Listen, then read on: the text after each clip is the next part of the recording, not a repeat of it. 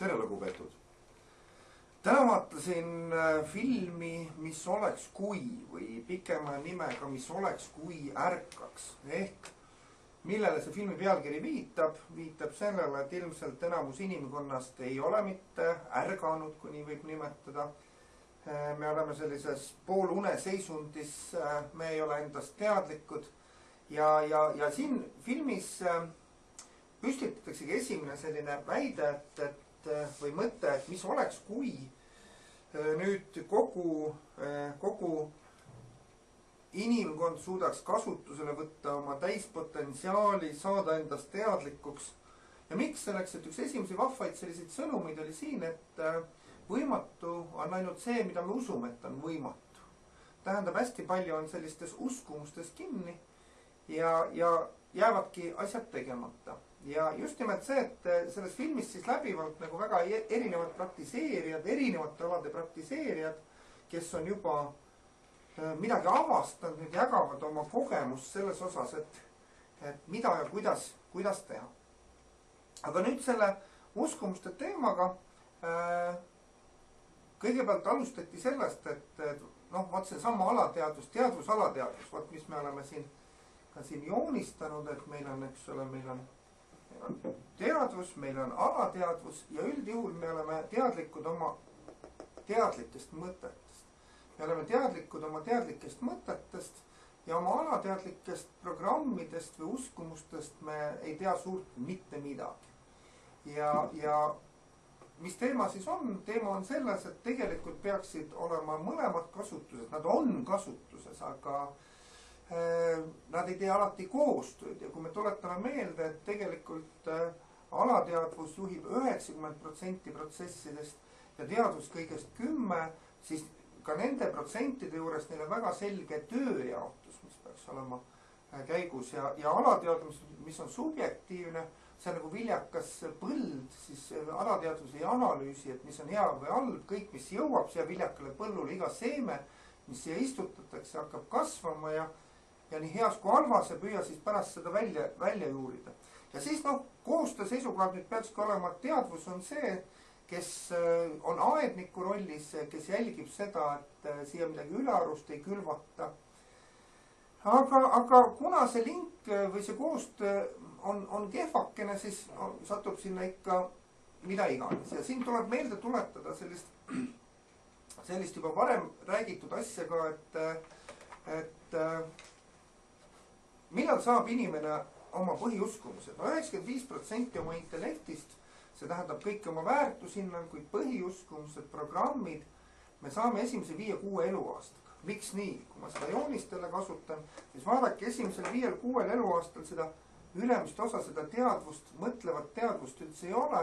Laps on valdavalt alateadlik ja alateadvuse tunnus on see, et alateadvus on nagu salvestav magnetofon, et kõik, mis siit ümbrusest tuleb, kõik, mis ümbrusest tuleb, oleneb siis keskkonnast, kus siis see laps kasvab, siis sealt talletatakse sinna põllule siis kõik uskumused, väärtushinnangud, programmid ja nendega elatakse üldjuhul kogu elu. Ja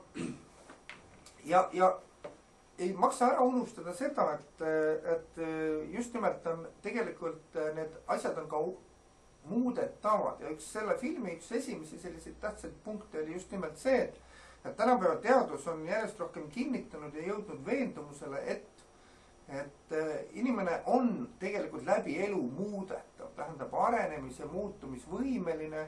Sisuliselt see siis kinnitab sellist mõtet või positsiooni, see on see eluteadlik õpe, läbi elu õppimine või elukestev õpe. Sealt kaudu siis enesest teadlikuks saamine ja areng. Ja mis siis siin selles filmis siis siin näidataksegi väga erinevaid neid viise, kuidas siis nagu seda koostööd luua, teadvus, alateadvus. Näidatakse seda, kuidas muuta võib-olla ka segavaid programme selleks, et ega siin alateadvuses võib olla igasugust koliträäni. Aga hea teadmine ongi see, et neist on ka võimalik lahti saada.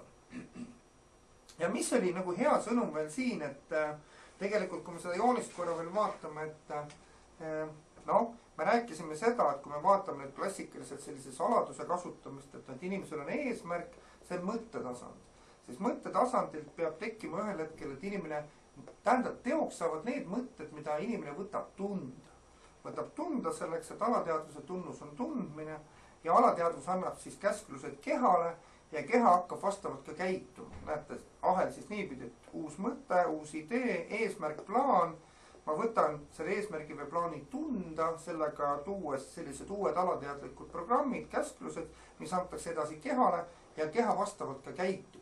Aga see asi töötab ka varasemalt, oleme rääkinud, et selle tulemuse saavutamine, uue tulemuse saavutamine töötab ka niipidi, et kui jätta see tegemise faas vahele ja kui jätta see tegemise faas vahele, ehk sisuliselt siin tuleb selline loov visualiseerimine, igasugused muud abivahendid siin filmis ka käsitletakse, selliseid erinevaid teraapiaid, EMF, psaike, psüühiline kinesoloogia, erinevaid, neid on igale maitsele erinevad teraapiad ja mis tegelevad millega? Ilma tegevuseta muudetakse alateadlikke uskumusi või programme ja sellest muutub minust lähtuv signaal, sealt kaudu ka minu elu, külgetõmbeseadus hakkab ju kohe tööle niimoodi, et siis hakkab tõmbuma kõike muud, mida varem ja siis ühel hetkel keha saab uued käsklused ja hakkab ka teistmoodi käituma, aga just see, et vahele jääb see etapp, et ma ei pea tegutsema ainult uutmoodi, et programmid uueneksid, aga tänasel päeval on hästi palju selliseid uusi metoodikaid. Ja siin hea meelde tuletada, et näiteks Louise Hay on just nimelt propageerinud väga palju afirmatsioonide kasutamist, need on sellised positiivsed lausungid, mida piisava järjekindlusega korrates just saavutatakse see eesmärk, et varasemad segavad uskumused kirjutatakse üle uute siis positiivsetega või sellistega, nagu meil vaja on.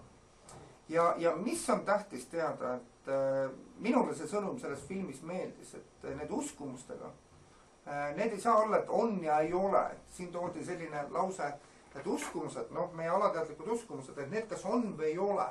Et see on nagu rasedusega, et sa ei saa olla nagu rase või veidi rase. Sa kas oled rase või ei ole, sama on uskumustega. Sul kas on selline uskumus või sul ei ole, et sellised vahepealseid variante pole olemas.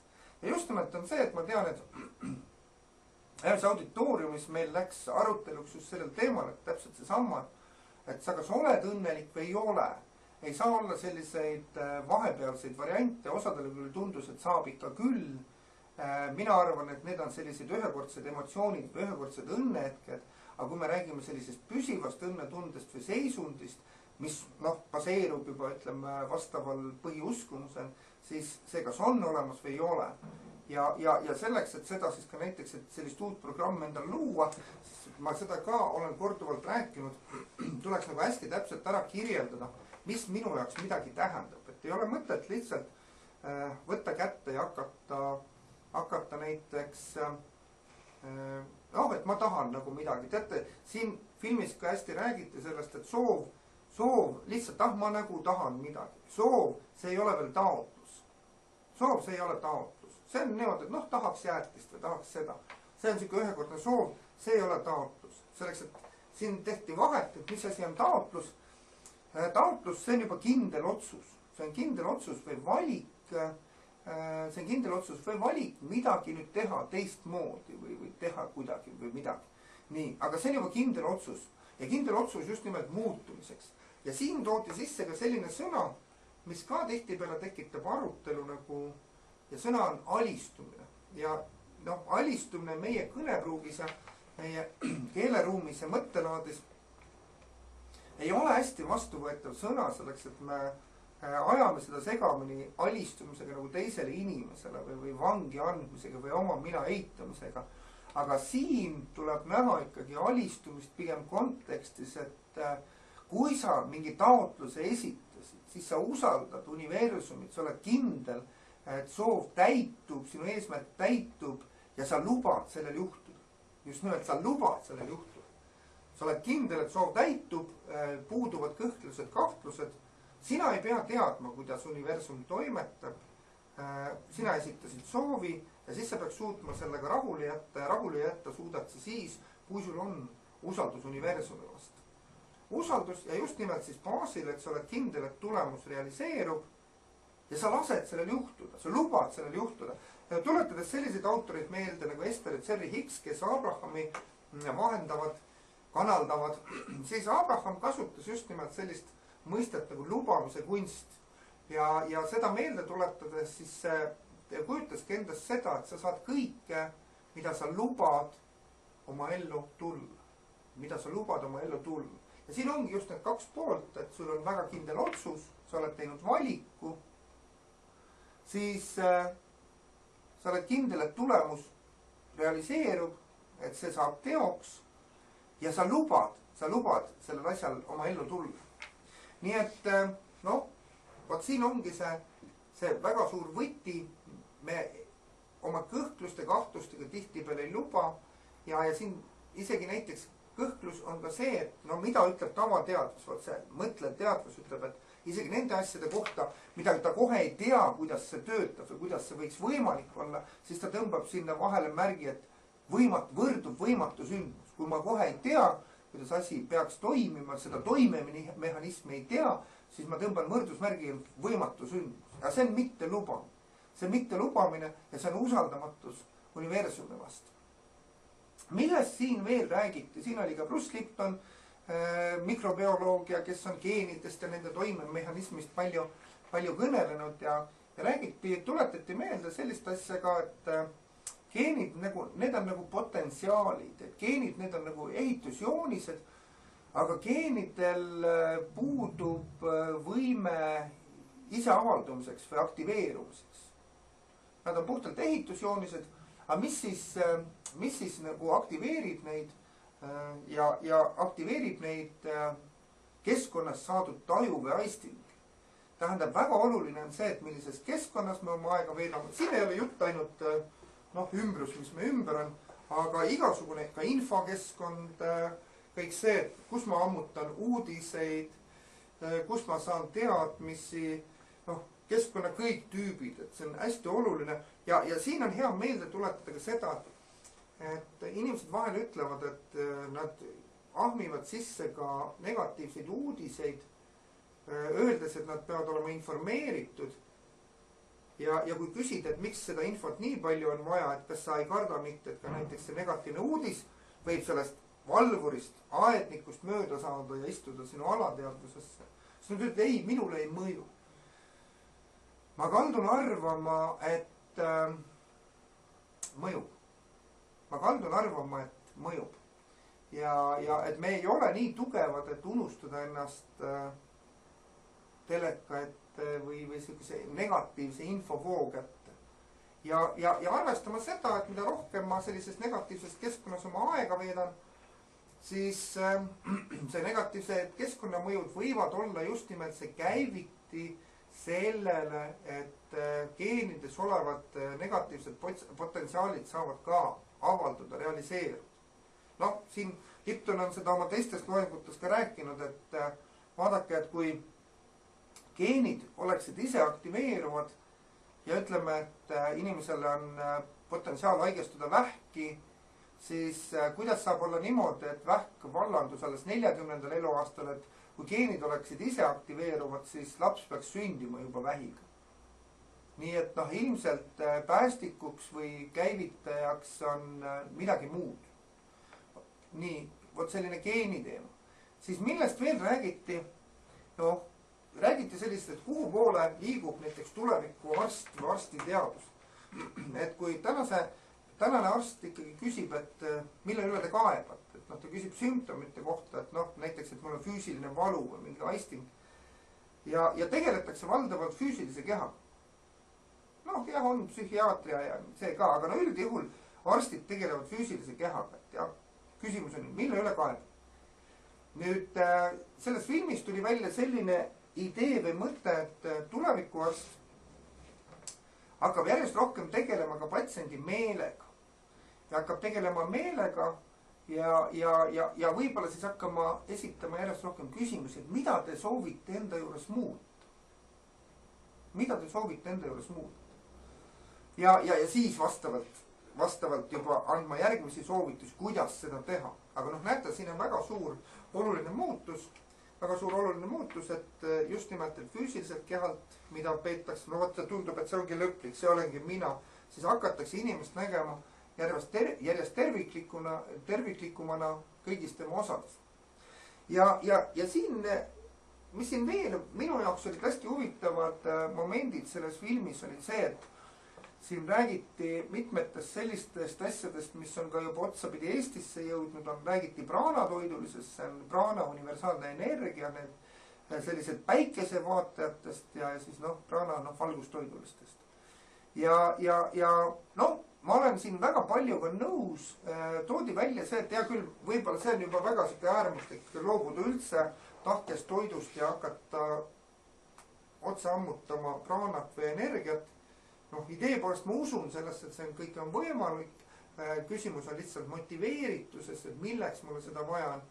Selleks, et minu jaoks on täna see ja siin filmis ka seda räägite, et miks me sööme. Jah, üks pool on see, et me taastame oma energiavarusid, aga mitte ainult.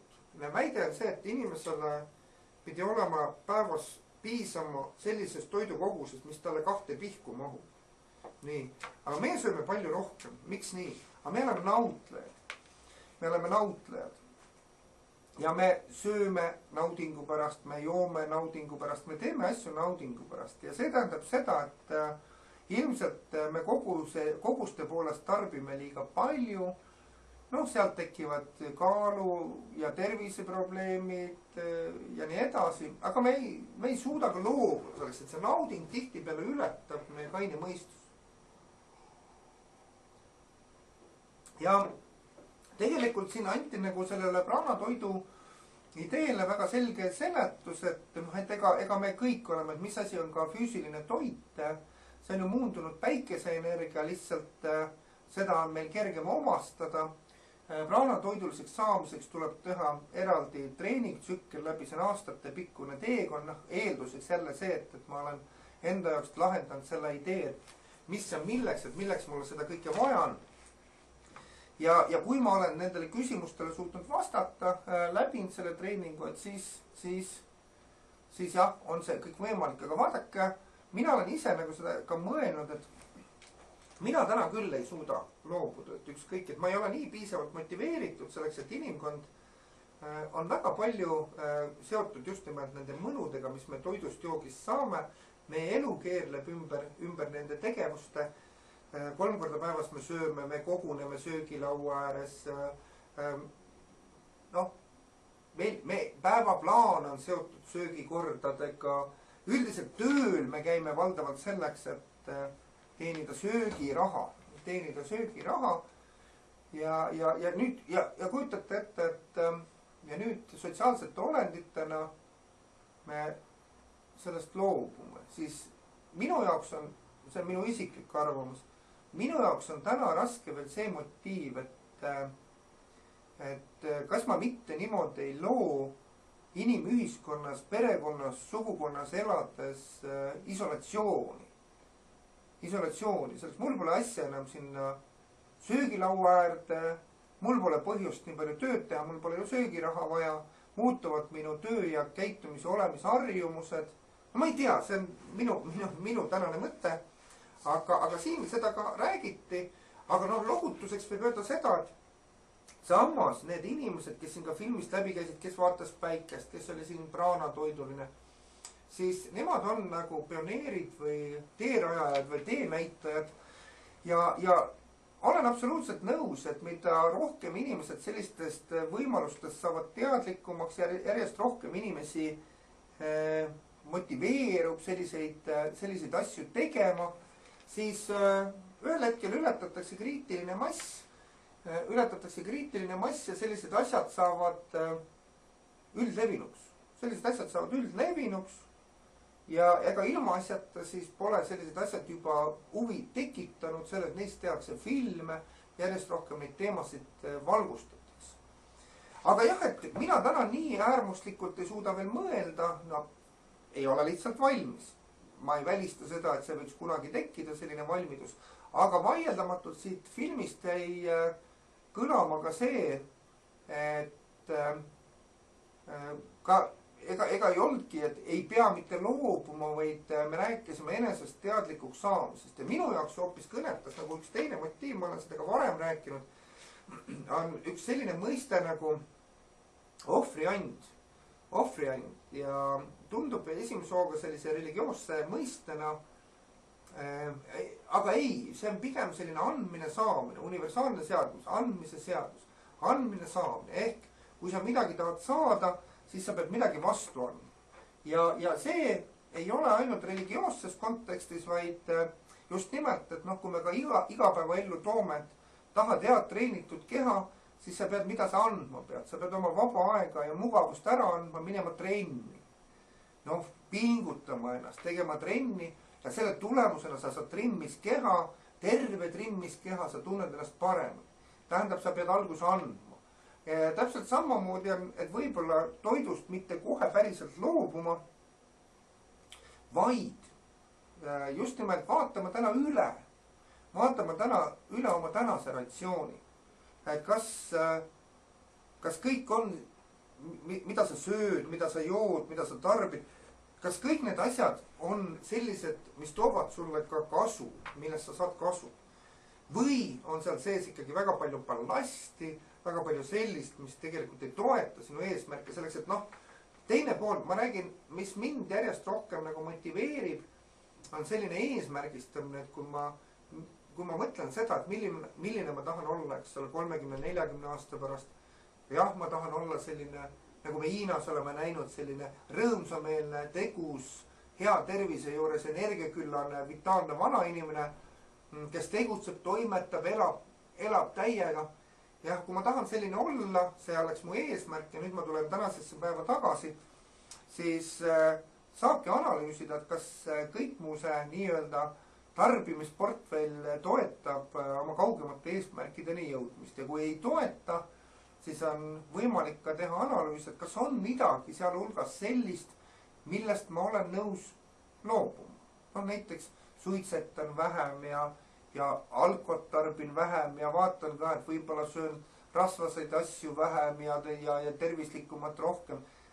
See on täpselt selline analüüs ja vot see peab jõudma nagu endale igale ühele teadvusesse, et mida ma tahan, kui väga ma tahan ja kui ma seda tahan, mida ma olen nõus sellest vastu andma, mida ma olen nõus ära andma, millest ma olen nõus loobuma. Oma mugavusest, naudingust, mõnust, mis iganes. Ja just nimelt sellised mõtted siit filmist ka nagu väga palju käisid läbi, et meil on väga suured võimalused, meil on väga suur potentsiaal, aga tuleb ka aru anda sellest, et meie suunatus peab muutuma. Me peame järjest rohkem pöörama oma tähelepanu enda sisse. Öeldi ju taoismis juba 2500 aastat tagasi, et sa juba oled ideaalne, sinus on kõik olemas, ära otsi väljastpoolt. Aga sajanditega on meie tähelepanu viidud välja, meie fookus viidud välja ja vaadake, isegi meie meeled on väljapoole suunatud. Me jälgime kõik, mis on ümber meie ja selle käigus jääb uurimata üldse, kes me ise oleme, mida me tegelikult tahame, mis meis kõik peidus on ja tekib ka tegelikult selline väljapoole suunatuse puhul, kui me ei ole saanud ennast uurida, siis tekib see võlts mina ehk ego. Ja esimesed sammud siis, kui hakkad uurima ennast, peaksidki olema selline tasapisi, hakkad seda samastumist võlts minaga vähendama, pöörad järjest rohkem tähelepanu sisse, selleks, et tegelikult, miks tasub nagu sellest egost ka vabaneda, selleks, et ego on seotud ka väga palju piirangutega, et hakkavad ka need negatiivsed uskumused, vähene teadlikkus endast, arusaamatus, kes ma tegelikult olen, milleks ma tegelikult võimeline olen. Ja see tähendab seda, et siin on tegelikult suurel määral on tegemist piirangutega. Ja mis on minu arust ka veel hästi tähtis, ma kuulasin just ühte loengut, Argo Moori kuulasin ja tema tõi välja selle, millega ma olen 100% nõus, et millised on need eeldused, enesest teadlikuks saamise või enesearendamise eeldused, on see, et esimene on avatud uudishimu seisund. avatud uudishimu seisund. kuidas see kajastub? see kajastub sellises kogu aeg pidevas otsingus, soovis uurida, avastada ja seda väljendatakse sõnadega ma ei tea. Aga teate, kui tihti ma kuulen, inimene tuleb, et aga ma tean seda. Ma olen seda filmi näinud, ma olen seda raamatut lugenud. Väga tore. Aga sellega väljendab ta enda hetke suletust, laskmata ligi uut infot, uusi võimalusi. See on tema otsus, see on tema valik, selleks on tal täielik õigus. Aga et esimene arengueeldus on see, et kui inimene suudab öelda, et ma ei tea, sisuliselt kogu aeg tahvli puhtaks pühkidega sellest, mida sa juba tead, et teha ruumi uuele, minna kogu aeg edasi, mitte klammerduda selle külge, mis sa juba tead. Teiseks arengueelduseks on see, et mul on piisavalt psüühilist energiat. Mul on piisavalt psüühilist energiat selleks, et kui ikkagi psüühilist energiat ei ole, ei suuda ma küll ennast kuidagi motiveerida, tegema midagi, lugema midagi, uurima midagi. Et sellepärast peab olema mul piisavalt psüühilist energiat. Siis mida veel ta ütles, et meil oli, et eks ole, et on selline avatud uudishimu seisund. Teine on see, et mul on piisavalt psüühilist energiat. Siis väga tähtis oli see, et me ei saa tegeleda kõiksusega. Kolmas oli see, et me ei suuda tegeleda kõiksusega selleks, et kõiksus see tekitab meis ängistust ja see tähendab fokusseeritust millegile. Me peame oma tähelepanu saama millegile fokusseerida. Ja mina leian, et väga tulemuslik on see, et kui me suudame nagu pikas perioodis seda tähelepanu fokusseerida millegile, et siis see on juba teekond, see on tao, sealt kaudu tuleb kogemuse meisterlikkus, nii see pool. Ja neljas väga oluline tingimus enesearenguks on see, et see on selline eluterve enesesse suhtumine. See ei ole mitte egoism, vaid see on just nimelt enesega tegelemine, enese uurimine, tähelepanu pööramine sisse. Ja kui need 4 tingimust on täidetud, siis ei ole piiranguid, et me võime lõpmatuseni ennast uurida, see ongi see elukestev õppimine ja uuring. Nii, ja mis veel hea sõnum, mis siit filmis siis käib läbi, et tänasel päeval ole ainult avatud, hakka ennast uurima ja sa leiad alati sulle sobilikud tööriistad, kui nii võib öelda. Et siin loetlet, ma juba enne ka nimetasin, meil ka tänases Eestis on igasugused EMF-teraapiad ja siis on psyche, psüühiline kinesoloogia, tavakinesoloogia, rännakumeetod ja igasugused mõtete ja tunnete vabastamise tehnikad. Põhimõtteliselt on vahendid, tööriistad olemas igale maitsele, kõigile soovijatele. Ja kõik need meetodid, see on lihtsalt stiililine erinevus, kõik need meetodid toimetavad alateadvuse tasandil ja lubavad siis meil oma kehal korrastuda selliselt, et me vabaneme sellest segavast või negatiivsest emotsionaalsest mälust. Ja elu eesmärgiks ongi ju just nimelt need põnevad hetked, kui meile üha rohkem meenub, kes ja mis me oleme, kui me saame teadlikuks oma võimekusest, saame teadlikuks sellest, kui suursugused me oleme ja eranditult igaüks, et siin ei ole mitte selliseid piiranguid, et üks on võimekam kui teine. Ja mis on veel tähtis, et kui me tähelepanu pöörame ka enda sisse, minu arust on siin lõpetuseks on hea just juhtida tähelepanu sellele, et selle väljapoole suunatusega, et üks huvitav fenomen on see, et kui inimene, nagu me oleme väljapoole suunatud, et algus on palju lihtsam hakata teistega hästi käituma, ilusti rääkima, neist ilusti mõtlema. Aga ise endaga on keeruline. Endal on sisekõne selline, et ma ei ole endaga rahul, ma ei usu oma võimekusse. Aga mõelge inimesed, kui sina ei suuda ennast ise armastada, miks peaks maailm sind armastama? Tegelikult alusta iseendast. Alusta iseendast, õpi ennast tunnustama, selleks sa pead saama endast teadlikuks, kes sa oled, mida sa suudad. Õpi ennast armastama, siis vaadake seda sõnumit korra siin veel, ma näitan, et mida rohkem sa oma alateadvust sätid, siis näete, siin on nagu päiksekiired, et need on need, mis teist välja lähtub. Nii, ja siis ühel hetkel hakkavad need teile tagasi tõmbuma. Aga kõik algab iseendast. ja siis see toob välja ka teiste teie kaaslaste ja teie seltsiliste paremad omadused. Nii et noh, minu arust väga suurepärane film just näitamaks seda, et küsimus on ainult selles, et kui väga ma tahan muuta, mida ma tahan muuta, tööriistad on käepärast alati olemas, ühele üks, teisele teine, kellest saab taimetoitlane, kellest praanatoiduline, kes mediteerib igapäevaselt, kes teeb muid praktikaid. Puudust ei ole. Nii et lähiajal panen filmi vaatamiseks, astuge läbi, arutame, vaatame koos. Aitäh teile. Nägemist.